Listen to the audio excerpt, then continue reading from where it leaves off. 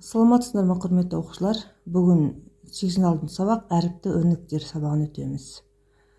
Әріпті өрнектер дегеніміз құрамында белгісіз саны бар өрнекті әріпті өрнектер дейміз. Әріптерге латынның кіші әріптері жазылады. Кез келген. Бірінші есепке баратын болсақ, өрнектер құр және олардың мәнін тап дейді. 44 пен 35-тің айырмасын а есе арттыру. Яғни а-ға көбейту. Ондағы а-ның мәні 5-ке тең. Келесі. 24 пен x-тің бөлінісі, ондағы x тең 3. X-ті 27-ден 3-дің бөлінісіне көбейту, ондағы x 4-ке тең. Бұл жерде біз өрнекті құрып аламыз. Өрнекті құрғаннан кейін барып, белгісіз әріптің орнына осы санды қойып өрнектің мәнін шығарамыз. Бірінші есепте былай шығады екен, 40 есе арттыру. Екеуінің айырмасын алу үшін бірінші жақшаға аламыз. Өрнекті жазып алдық. Енді а 5-ке тең болса, аның орнына 5-ті қойып есептейміз. 44-тен 35-ті алсақ 9, 9-ды 5-ке көбейтсек 45. Екінші есепте сондай. 24 пен x-тің бөліндісі, мұндағы x 3-ке тең дейді. 24 бөлінген x. X-тің орнына 3-ті қоямыз, 24 бөлінген 3 тең 8 болады екен. Келесі есепте 23 пен 13-тің қосындысын b есе кеміту. Ондағы b 4-ке тең дейді. b есе кеміту деген бөлу деген сөз. Бұның орнына 4-ті қойып, өрнектің мәнін шығарамыз. Келесі есепте x-ті 27 мен 3-тің бөлінісіне көбейту деп тұр. Мұндағы x-тің орнында бізде 4 екен. 27-ні 3-ке бөлсек 9-дан, 4-ті 9-ға көбейтсек 36-дан. Екінші есепте өрнектердің мәнін тауып, сәйкестікті анықта. Өсімдіктерден алынатын өнімдер, жануарлардан алынатын өнімдер. Бұл жерде y бөлінген 8, y тең 40-қа тең екен. Енді y-тің орнына 40-ті қоятын болса, 40 бөлінген 8-іміз 5 шығады. Бұл жерде 5 дегеніміз бізде нанға тең. Яғни өсімдіктерден алынатын өнім. Яғни бидайдан алынатын өнім нан. Келесі 80 азайту 48 бөлінген b. 80-нен 48 алатын болсақ, 32, бұның мәні 4, 32-ні 4-ке бөлсек 8. Бұл жерде біз қара құмық. С азайту 6 көбейту 2. С бұл жерде 90-ға тең. Бірінші көбейту орындалғандықтан 6-ға 2-ні көбейтсек 12. 90-нан 12-ні аламыз. 78. Бұл жерде күнбағыс майы. Жануарлардан алынатын өнімдер. 30 қосылған 9 көбейтілген а. А-ның мәні бұл жерде 3. 3-ті а-ның орнына қоямыз. 3 9-ым 27. 27, 30-ға 27-ні қосамын 57. Яғни шуат екен. Келесі x-тің мәні 21. 22-ден 19 алсақ 3. 21-ді 3-ке бөлсек 7-ден. Бұл жерде бізде айран екен. Осылай шығарамыз. Келесі үшінші есепте тура теңдіктер тауып дәптерге көшіріп жазыңдар. Тура теңдіктер дегеніміз теңдіктердің оң жағы мен сол жағының мәндері теңдей болу керек. b қосылған 30 тең 30 қосылған b тең дейді. Яғни бұл тура теңдік болады. Қосылғыштардың орны өзгергенмен қосындының мәні өзгермейді. Келесі екінші есепке түсетін болсақ, 3 4 12, 12 3-ті қосым 15, 3 5 15. Бұл да тура теңдікке жатады.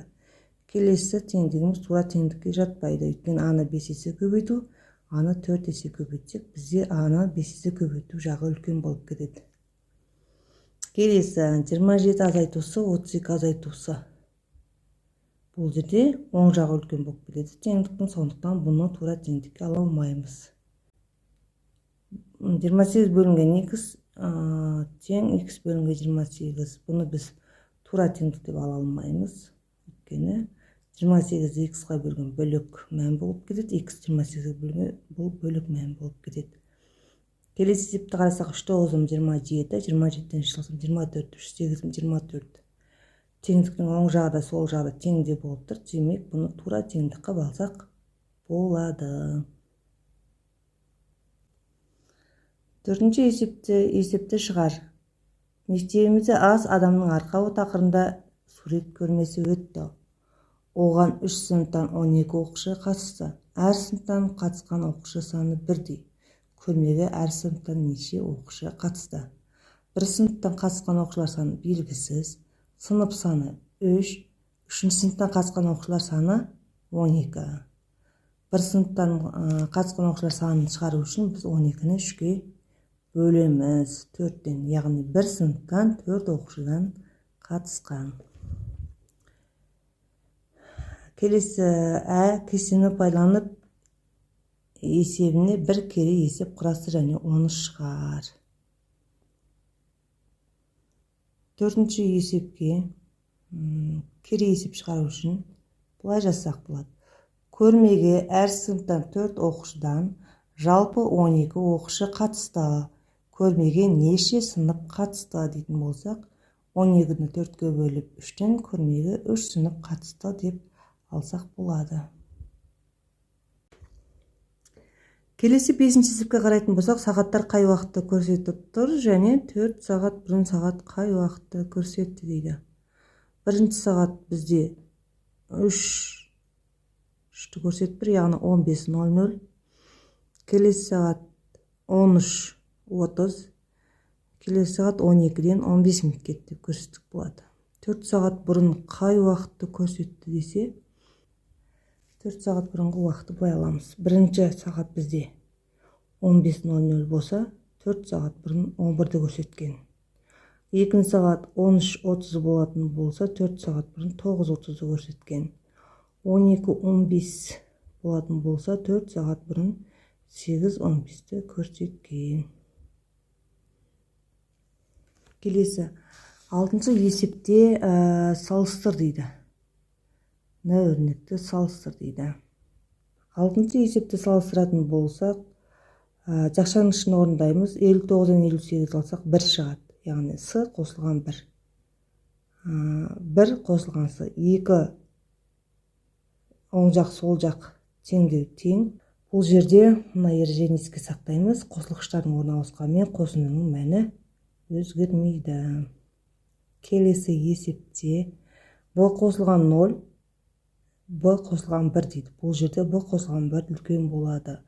Б дегеніміз кез келген санды алсақ, кез келген санға 0-ді қоссақ, сол санның өзі шығады. Кез келген санға 1-ді қоссақ, яғни бір сан артық шығады. Үлкен болады.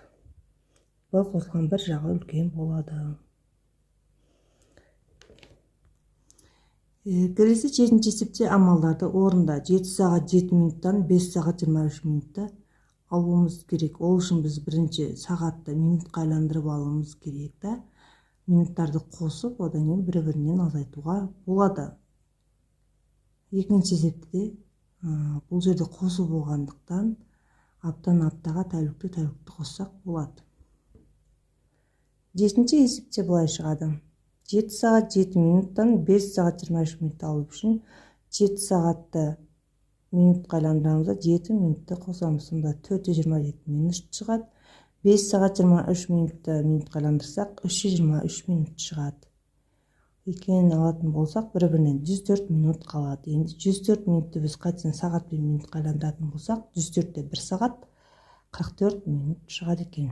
Келесі екінші есепте 3 апта 4 тәулікті 2 апта 3 тәулікке қоссақ, 3 апта мен 2 апта 5 апта болады.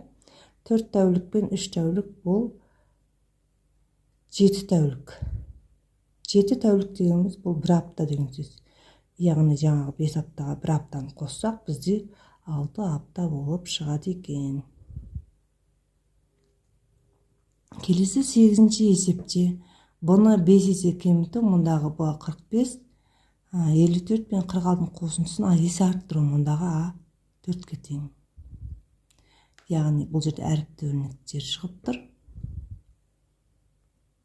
Бірінші біз әріп тірнектер құрып аламыз, одан кейін барып әріптерінің орнына мәнін қоямыз да өрнектің мәнін шығарамыз. Бұны 5 есе кеміту дегеніміз. Бұны 5-ке бөлу, мұндағы б 45-ке тең. 45-те 5-ке бөлсек 9-ға тең. Келесі есепте 54 пен 46-ның қосындысын а есе арттыру. А есе арттыру дегеніміз көбейту деген сөз. Аға көбейту деген сөз. Аның мәні 4-ке тең болатын болса, жақшаның ішін қосып аламыз. 54 қосылған 46, 100, 100-ді 4-ке көбейтсек 400 шығады екен. Келесі 9-шы есепте б мен аның орнына қандай сандарды қойып, төмендегі өрнектердің мәнін табуға болады. Бұны ауызша шығаруға болады. Бұл жерде азайту мәні болғандықтан б мен аның орнына мысалға 100-ден б-ны алатын болсақ, біз 100-ден кіші кез келген санды алсақ болады. Кез келген оң санды алсақ болады. Келесі екінші өрнекте де 80-нен кіші кез келген оң санды алсақ болады. Каналыма тіркеліп лайк басуды ұмытпаңыздар.